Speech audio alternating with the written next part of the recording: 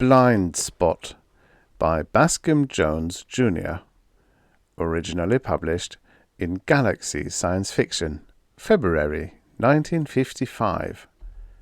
Narrated by Tom Trussel.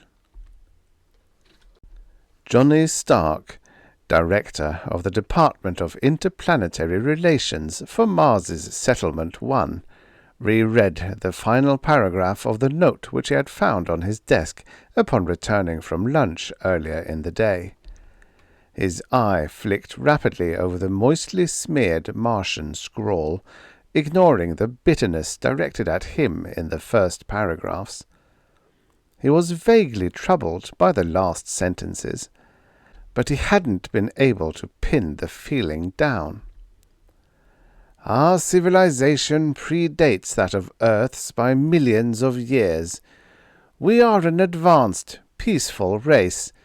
Yet, since Earth's first rocket landed here 13 years ago, we have been looked upon as freaks and contemptuously called bugmen behind our backs. This is our planet. We gave of our far advanced knowledge and science freely, so that Earth would be a better place. We asked nothing in return, but we were rewarded by having forced upon us foreign ideas of government, religion, and behavior. Our protests have been silenced by an armed police and punitive system we've never before needed. Some day you will awaken to this injustice. On that day in your life, you have my sympathy and pity. Stark knew that the settlement's investigations lab could readily determine the identity of the Martian who had written the note, but he hesitated to send it over. Under the new system, such troublemakers were banished to the slave labor details of the precious earth mines to the north. Crumpling the note in sudden decision, Stark dropped it into the office incendiary tube. The morning Visi report had shown that there were more than 17,000 workers at the mines. Only 5 had been Earthlings. Let the armed police system find the Martian through their own channels. It wasn't his job. A glance at the solar clock on the far wall reminded him there was still time for one more interview before the last bell, so he impatiently signalled his secretary to send in the waiting couple. Ordinarily, he liked his work, and time meant little to him. He had jumped from interpreter to director in the 10 years since the department had been created. But this day was different. Stark was to announce his engagement at the chief's monthly dinner party that evening, and time had since to drag since his lunch with Carol. When the door opened, he rose and nodded to the plump, freckled-faced girl who entered. The girl topped 5 feet by 1 or 2 inches, but she was no taller than the Martian man who followed her at the prescribed 4 feet. After the girl had seated herself, Stark and the Martian sat down. Stark opened the folder which his secretary had placed on his desk earlier. Your names are Ruth and Ralph Gilroth, and you want permission to move into housing perimeter D? It was merely a formality, since the information was in the folder. When the girl nodded, Stark placed a small check mark in the space beside her name. Then he turned to the Martian.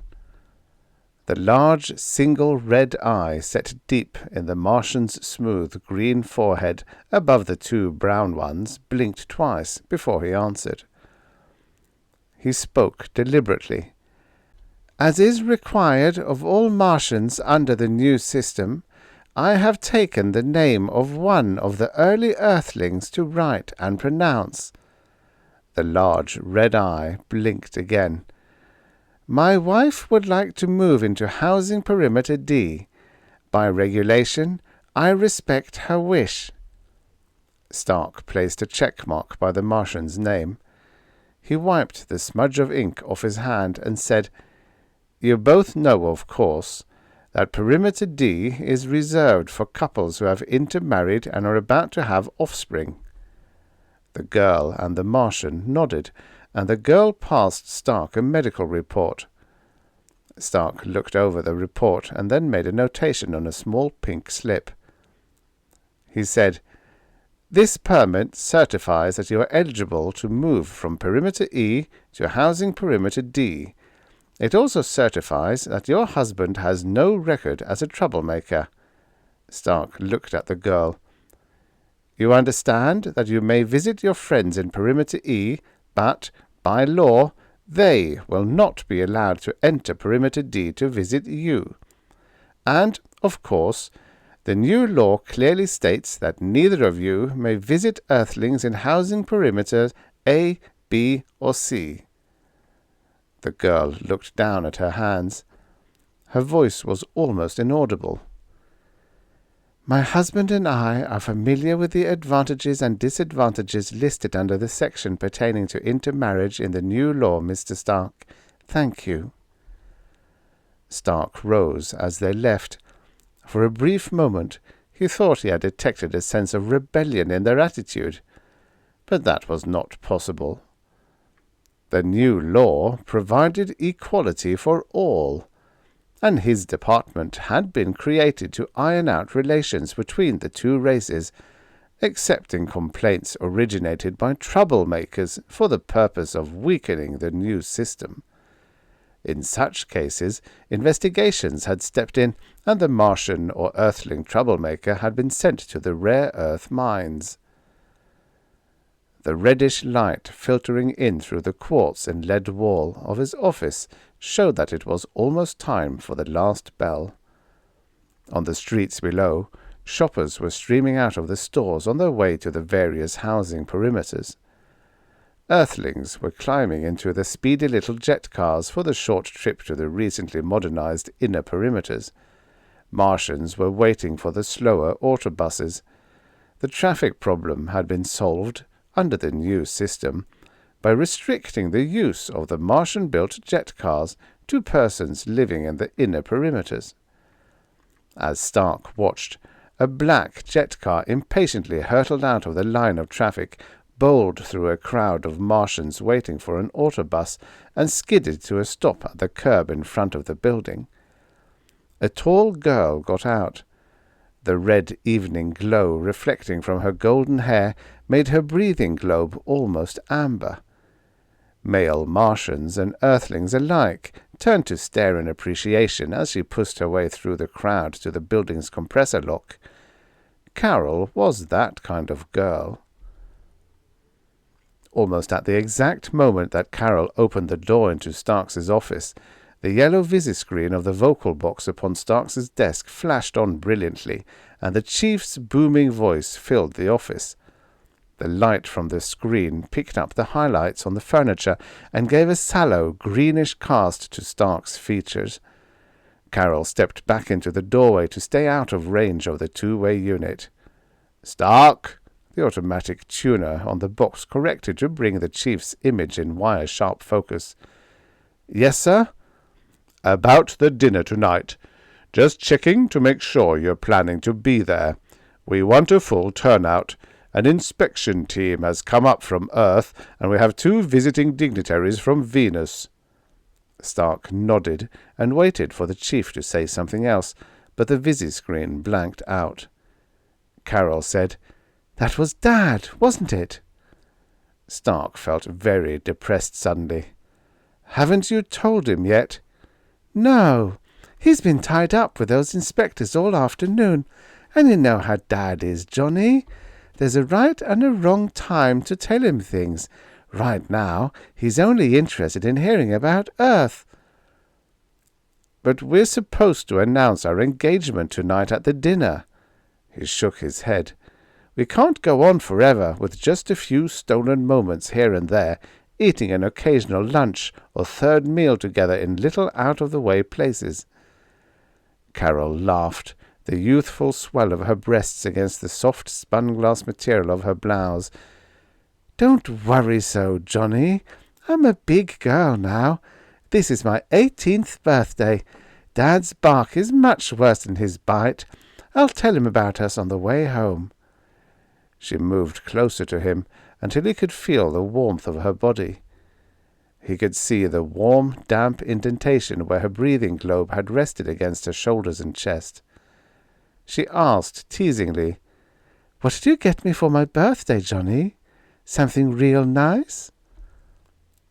"What did you want?" Johnny asked her gently. And suddenly she wasn't teasing any more. She put her arms around him. "Dad and my brother would say I'm crazy, but all I want, Johnny, is you. Just you. You know that." Stark had picked out her birthday present, but he wanted it to be a surprise for that night. He said, "I already saw one of your presents, a black jet car." "How did you know that?" "I saw you drive up in it a few minutes ago." Carol giggled. "Dad gave it to me. Did you see me plough through that crowd waiting for the autobus?" "Did your brother send you anything?" She nodded. 3 new outfits from Earth. They were on the same liner that brought the inspection team to the settlement this morning. Oh, yes, and the captain of the liner brought me this." She showed him the tiny pin she wore attached to her collar. The pin itself was a carefully wrought but cruel caricature of an awkward, bug-like creature. A small ruby set in the center of its face served as its eye. Stark frowned. "Carol, you shouldn't be wearing that." He reached up and unpinned it. "That's the sort of thing our department is fighting." "But the captain said it was the latest rage back on Earth. They're even making toys like it. I'm sure they're not designed to poke fun at anyone." Stark started to say something, but the last bell interrupted him. He said, "If you're going to take your father home and tell him about us before dinner, you'd better hurry. I'll come early." Carol kissed him and said goodbye. She left the pin on Stark's desk and was smiling at him as she closed the door. After waiting until the first rush of workers had gone and the building was quiet, Stark caught the elevator down. The overhead lights in the compressor lock were reflected in the twin rows of breathing globes. The green-tinted ones had to be used by Martians in the building, and the clear ones were used by Earthmen when they were outside in the Martian atmosphere. Stark stopped in at a little open shop down one of the many side streets. The sign said "closed," but he rang the bell until a little dried-up Martian appeared. The storekeeper handed him a small box. Stark opened it to examine the ring, Carol's birthday present. The single large diamond set in the thin precious metal band dated back to an all-but-forgotten custom practiced on Earth. Stark thought the engagement ring would please Carol, though. Standing in the compressor lock at the chief's home later, Stark rubbed the diamond against the sleeve of his tunic. He fumbled with his breathing globe and then pushed the button that activated the door. The teleguard beyond the opening door scanned him rapidly. As he stepped forward, a red light above the teleguard flashed on and the door began to close again. Stark threw all his strength against the door and squeezed through into the house. Throughout the house, Stark could hear the alarm bell. A taped voice, activated by the teleguard, said, "Do not enter! Do not enter!" He found Carol and the chief in the library alone. Nearly purple with rage, the chief drew himself up to his full 6 feet. The chief bellowed, "Stark, are you crazy?" The growing feeling of sickness spread through Stark. "Who do you think you are?" the chief yelled. "Get back to your office and consider yourself under arrest as a troublemaker. Give you people an inch and you try to walk away with everything. Why, I wouldn't let you touch my daughter if you were the last living being in the universe." Carol didn't look up. She stood through it all, silently, without moving. Stark knew now where his blind spot had been. He turned and left them. Back at his office, he waited for the police. Stark stared down at his reflection in the polished top of the desk. A yellow, moist film of sweat covered his face. The red eye set in his forehead blinked. But the pain visible just behind the surface of that eye was not over Carol or himself. The pain was for what he was seeing for the first time, now. The end. Subscribe for your daily stories of futures past. This is what the future looked like many, many years ago.